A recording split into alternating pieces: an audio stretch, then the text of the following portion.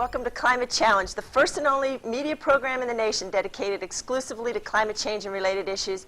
I'm your host, Karen Strickler, and we have an absolutely fascinating show today about climate change and ethics, and climate denial and ethics. And our guest today, we're thrilled to have Donald Brown with us from Penn State University. Welcome, Donald. Well, thank you. Delighted to be here. Terrific to have you. Donald A. Brown is Associate Professor of Environmental Ethics, Science, and Law at Penn State University, where he teaches courses on climate change and acts as Program Director of what's called the Collaborative Program on the Ethical Dimensions of Climate Change. So he's quite an expert. Professor Brown also manages a website called climateethics.org that's been declared by Time Magazine and CNN as one of the 15 best environmental websites in the United States. Professor Brown's latest book is called American Heat: Ethical Problems with the U.S. Response to Global Warming. Let's get right into it. Professor Brown, yes. You're someone who's interested in the ethical dimensions of climate change. What do you mean by ethics? Good question. A lot of people get confused by that. By ethics, we mean examines claims that something is right or wrong, obligatory or non-obligatory, or when responsibility attaches to human action. So it examines those kinds of claims. Okay. All right. Where do ethics come from? Aren't they relative to culture? Yeah, that's a really good question. When you frame something as an ethical question, you may run into issues in which people disagree what ethics requires, that there are different ethics. But there are a lot of issues, particularly at the global scale, where there seems to be a consensus between different ethical systems. Some people look to religion, some people look to ethical arguments. Some issues, there actually is agreement. In the case of climate change, there's a surprising number of the issues about which there's agreement. And the last thing that could happen is if you spot it as an ethical issue, you may not agree what ethics requires, but you agree that positions that there is injustice. So it's really easy to spot injustice, even in cases where you can't agree what justice requires. Very interesting. Right. You've claimed that climate change raises what you call civilization-challenging ethical questions. Why must climate change policy options be understood as raising ethical questions? Yeah, that's a really good, important question.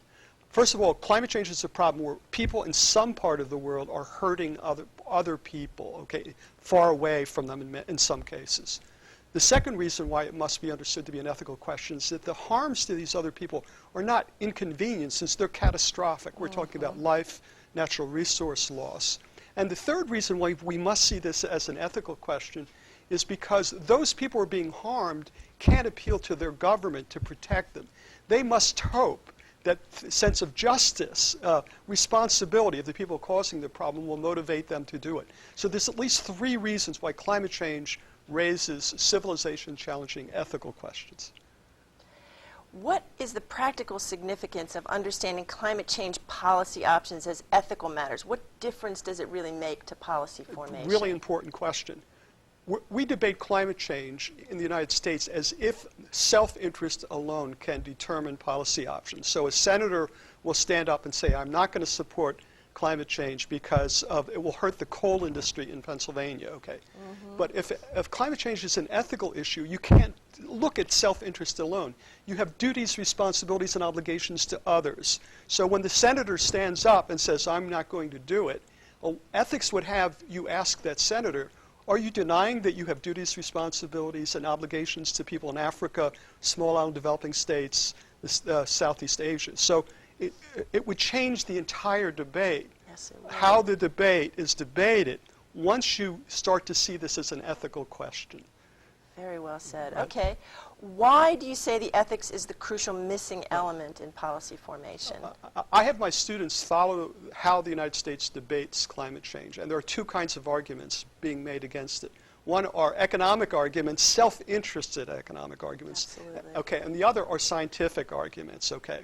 The environmental community, in response to that, makes similar kinds of scientific and economic claims. So the environmental community will say, no, it will increase jobs, okay. They allow the question to be framed as if it is a factual dispute, okay. But if it's an ethical issue, then we have to ask, do we have duties, responsibilities, and obligations to other people?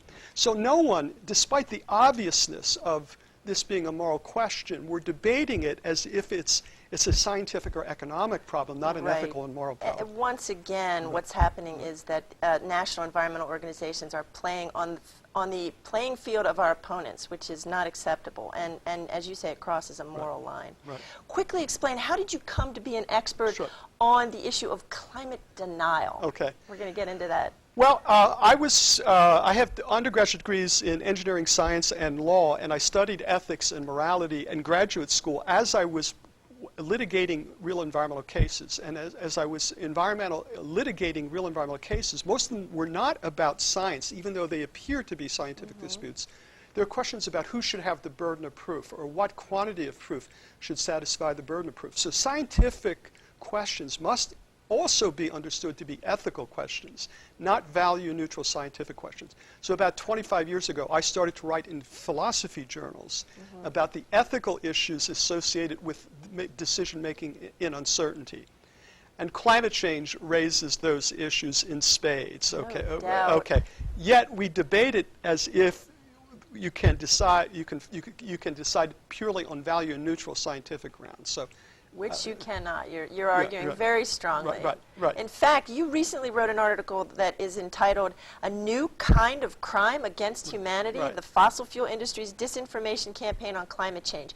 Can you quickly summarize that for our viewers? Well, first of all, there is a well-organized 25-year history, which has been really well documented just in the last couple of years, of mostly fossil fuel companies and philanthropic organizations associated usually with free market ideologicals that have a very well organized disinformation campaign. Now, skepticism in science is not bad, it's good. Okay, so we have to honor skepticism, but there are 6 or 7 things going on that can't be attributed to reasonable skepticism. They're actually are deeply ethically problematic. To make a long story shorter, if there's a girl laying on a railroad tracks and someone comes up to that girl and says, there's no train coming, okay, you can lay there all day, okay, and that person has an economic interest in the girl staying on the train track. And they know a train is coming. And they haven't even looked to see if a train is coming. Oh, that's a good point. Or they're spreading misinformation about the evidence about whether the train is coming. That is evil to do that. Absolutely. Okay, so I think we need to see some of, not skepticism, reasonable skepticism is good, but there's 6 or 7 different kinds of things going on in this disinformation campaign which are ethically problematic. We'll talk at some length about those. In fact, in the article you say, quote, for almost 30 years, some corporations have supported a disinformation campaign about climate science that's been spreading untruths and distortions about climate science.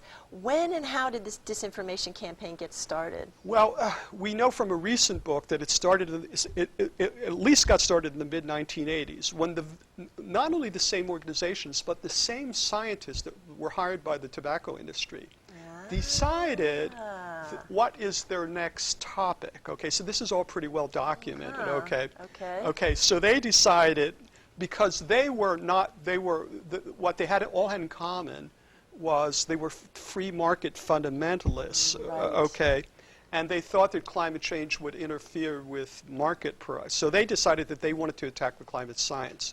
Okay.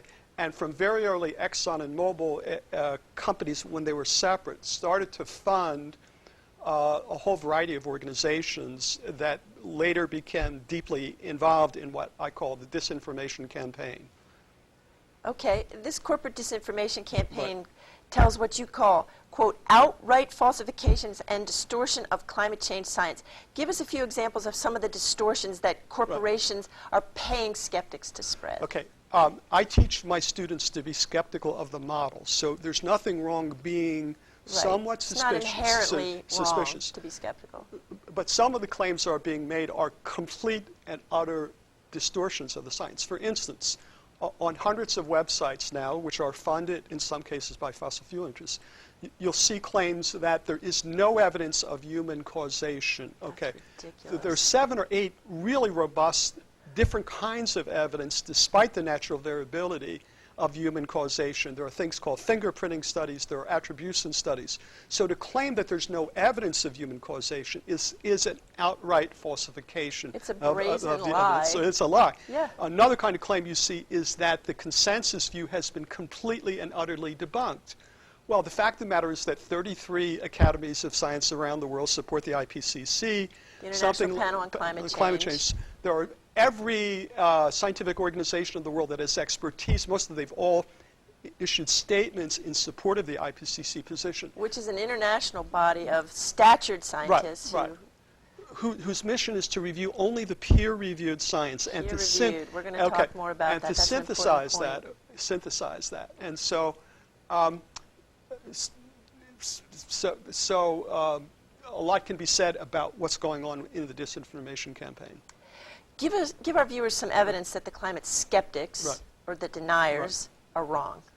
Well, what I like to say is much of the science has never been in question. We actually knew 150 years ago very precisely in terms of watts per square meter, if you add a molecule of carbon dioxide or methane, how much initial heating that would create. Okay. What we don't know, because of positive and negative feedbacks, exactly what the temperature will be, but the scientific community has dealt with that, as science does, by stating upper and lower bounds. Okay. So the climate, some of these people that call themselves skeptics, not all skeptics, are saying that there's no evidence that adding greenhouse gases will warm.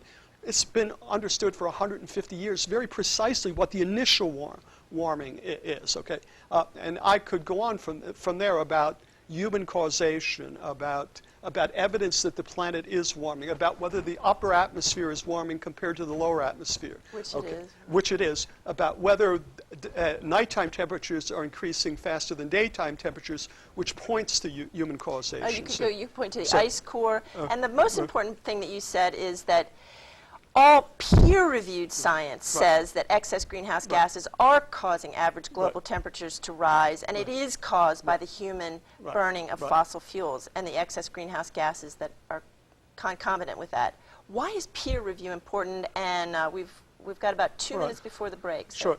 Well, peer-reviewed is the process in science that scientists should play to check their claims. Okay, so peer review is the very process to investigate scientific claims to see whether they pass minimum scientific scrutiny. Okay. But it literally means giving their work to other scientists to look at and critique. Is that right? And to critique it. Okay. So peer review is the check on potentially false claims in science. Okay. So particularly because climate science is so potentially devastating, we must.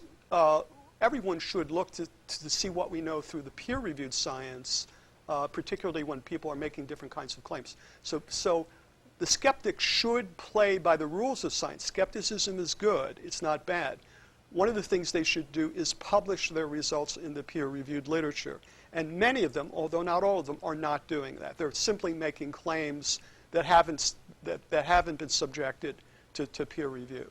Well, if there are skeptics that have no peer-reviewed study to support their claim, do they persist to try to create doubt simply because they're paid by the fossil fuel industry to try to destroy legislation and treaties internationally?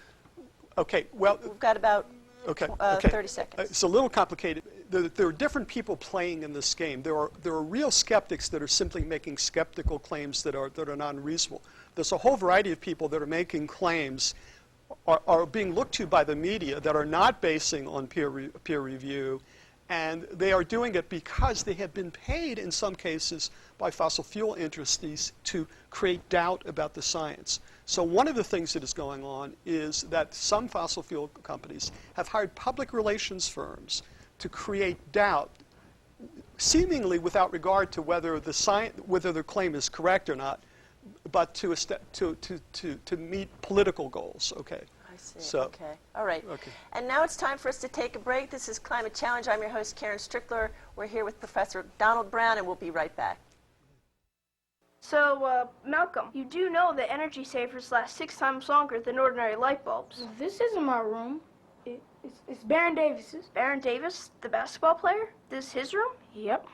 Interesting, because we have Baron Davis right here. Baron, do you live here? No.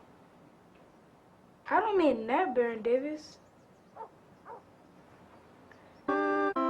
Millions of kids are using their energy wisely. What's your excuse? Hi, welcome back to Climate Challenge. I'm your host, Karen Strickler. We're here today with Professor Donald Brown from Penn State University, and we're talking about the ethics of climate change and climate change denial. We were talking before the break about the climate change denial campaign funded by fossil fuel industry. Coal, oil, gas companies, and electric utilities spend hundreds of millions of dollars on lobbying, campaign donations, and they also pay these climate skeptics or climate deniers. Are climate skeptics well paid? I don't know all of the financial arrangements. I know the American Enterprise Institute recently offered a $10,000 fee for a 10,000-word article attacking IPC, Intergovernmental Panel on Climate Change, third assessment. So they offered $10,000 if anyone would come forward and write an article. They just put it out there in the They public? put it out there, yeah, and it was pretty well publicized. So, you know, not all fossil fuel companies are doing this, but there are some that have been doing. ExxonMobil's been big. ExxonMobil's, well, Chevron was for a while. Even British Petroleum earlier on. Yeah. They've maintained a little lower profile since the disaster. There are in the coal Gulf. companies in the West, the Western fuels, that it's pretty well documented. They've been hiring people to make uncertainty the understanding of climate change policy in the United States. Absolutely. Okay. Right. You cite an article in your article by John Brewer of the New York Times, which says that the fossil fuel industry has, in fact, quote, created lavishly financed institutes to produce anti-global warming studies, paid for rallies and websites to question the science, and generated scores of economic analyses that purport to show that the policy to reduce emissions of climate-altering gases will have a devastating effect on jobs and the economy overall. What is in it for them to do that? Well, obviously, they see that their own economic interests would be hurt by caps on emissions. So I assume that they are operating from their perceived self-interest. But don't they weigh in the possibility that they will be one of the billions of people that are going to die as an effect of climate change? Well, it's my view that no one is talking about the obvious moral and ethical questions of climate change. They're not the only one. We can all be trapped by what seem to be economic arguments or scientific arguments. So there's a general failure, even among the environmental community, to spot what's wrong with these kinds of arguments. Okay. Now, in his book, The Heat is On, Ross Gelbspan, who used to be with the Boston Globe, is a very good journalist on climate issues, argues that very few of these climate skeptics actually exist, maybe as few as 5 to 7 internationally. Give us some of the names of these skeptics who are paid by the fossil fuel industry to create doubt so that we'll know them when we hear them and we can be skeptical of them. Right. Well, some of the real scientists that are skeptics, such as Patrick Michaels, are associated with right-wing think tanks. He's also paid by a lot of fossil fuel companies. Some of the disinformation campaign is sort of relying upon these scientific information, but they are making claims much beyond that. So the disinformation campaign is not always only coming from these skeptics. It's coming from public relations firms that are then trying to articulate and summarize the skeptical work. So they're the really bad actors. There's a website, for instance, called Climate Depot, which is trying to put front and center every possible skeptical argument. The people running that website are there's information on the web that they're funded by still funded by Exxon, and the people running it aren't scientists, They're PR firms. They're people in many cases that see climate change as raising troubling political and public policy interventions of government and economic arguments. Yeah. So a lot of the really bad information is not attributable to some of these scientists, even though there are scientists that are being paid. Well, by they the also, fossil these fuel- PR firms Right. also use these Right. scientists and Right. parade them out when they need them Absolutely. for scientific, Right. Right. verification of Right. what they're Right. saying. Yeah. Well, you say that these claims do not represent responsible Right. skepticism, but utter distortions about a body of evidence that Right. the world needs to understand Right. to protect itself from huge potential harm. Explain what you mean. Well, first of all, let's assume there's still some uncertainty about magnitude and timing because we don't understand all the feedbacks. Okay, it's possible. Although, as I understand, the Right. feedbacks haven't even been factored into the climate models yet. So, Well, that's not completely true. All right. Okay, but so skepticism about the models is a good thing. It's not a bad thing. Okay. not inherently okay. bad. But these people are saying that there's no evidence of human causation, for instance. Okay. Making a decision in the face of uncertainty is an ethical question. It raises questions about who should have the burden of proof. Okay, here you have a country like the United States is creating huge risk to other people, to Africans, et cetera. So we need to think about all of this as an ethical question, including who should have the burden of proof and what quantity of proof should satisfy the burden of proof. There are skeptics making claims that there's no scientific information for concern. It's just not true. okay. Okay. The point of your recent article is that climate denial rises well beyond the level of lies and distortions and could constitute a crime against humanity. Right. That's a bold statement. Right. What do you mean? Well, as far as the harm that's being created by this information, it is as harmful as other kinds of genocide. There are literally millions of people in the world that we now think are at risk from climate change. Not in the future, but right now. There are parts of Africa. Millions now, billions in the long term. Okay. So to say that there's no evidence of harm, clearly comparing to other crimes against humanity, the harm is equal to other kinds of crimes against humanity. At least. Okay. Now, it gets tricky classifying it as a crime against humanity because you don't want to squelch free speech and you don't want to squelch skepticism. In fact, you want to encourage it. But we must attack, I think, or discuss at least, these claims that are being made that no responsible skepticism could support.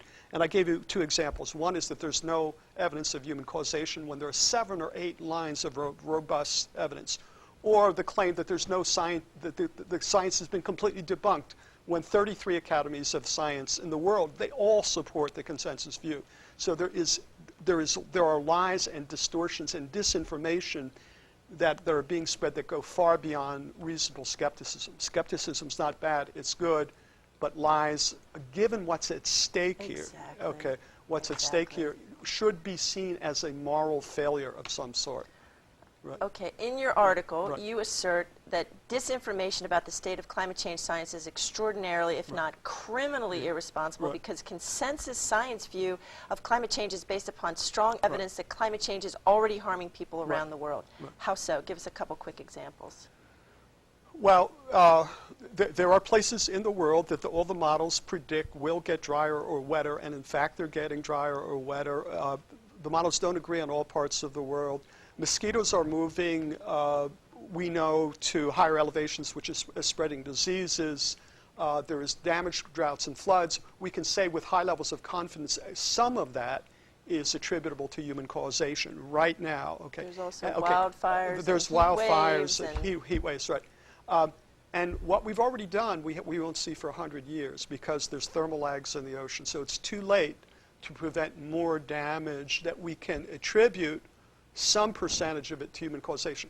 Now, some kinds of weather events, we can't say that, but there are some that we can say that about. Well, we can pretty well say it's human cause, given that before the Industrial Revolution, carbon dioxide in the atmosphere was at 280 parts per million, and today it's at 390 parts per million, over 40 parts per million beyond the safe limit. And what happened in that period was humans burned fossil fuels. So. Well, we can attribute sea level rise directly to human causation. When it gets to droughts and floods, all we can say is that really severe ones will be more likely. Okay? We can't say definitely it's caused. We can say that the models predict more severe, more frequent, more intense, and it is in fact happening. but because there's a difference between weather and climate change. Oh, yes. Okay, so that difference must be kept in mind, it seems to me. Okay, Americans are electing politicians and making or not making policies that could slow climate change based on, in large part, on what these skeptics say. The House of Representatives is about to begin witch hunts against statured climate scientists for legitimate climate science. If there's nothing to their claims, why are they having such an impact? We have about a minute, and I have a couple more questions. So. Yeah, well, first of all, they're very well organized. Extraordinarily well. I'm surprised, even though I've been in the middle of this for 20-some years, I continue to wake up to how well organized the disinformation campaign is. B, it's a technical issue. People can't have difficulty unpacking what's true and false, so it's easy to fool some people about the nuances of this. And third, there is some uncertainty about timing and magnitude of impacts. So the scientists need to frame the moral dimensions of this more clearer too. The environmental groups can't say that everything's settled. Everything is not settled. There might be some, the probabilities are really low. There might be some negative feedbacks that will create a little bit less warming. So the whole problem screams for better communication about the uncertainty issue. Okay. And it's easily manipulated by people with large amounts of money. I have a couple more questions. So is climate skepticism a uniquely American phenomenon? No, it's not. There are elements of this now taking place in Australia and the UK, using the same tactics, using the same people, and so it's unfortunately visible in other parts of the world. It's particularly a problem in the United States. It's much more a problem in the United States than in other countries, but but there are parts of the world that are seeing some of this. Okay. We've been talking with Professor Donald Brown, who is Associate Professor of Environmental Ethics and Science and Law at Penn State University. And now it's time for my commentary, Hot Air. If you knew someone was being paid to lie to you about the probability that climate change would cause droughts, floods, rising ocean levels, heat waves, wildfires, starvation, and disease, would you consider it a crime against humanity? Climate denier science is generally not peer-reviewed, and they are often paid by big coal, oil, gas, and utility companies to create doubt about climate change.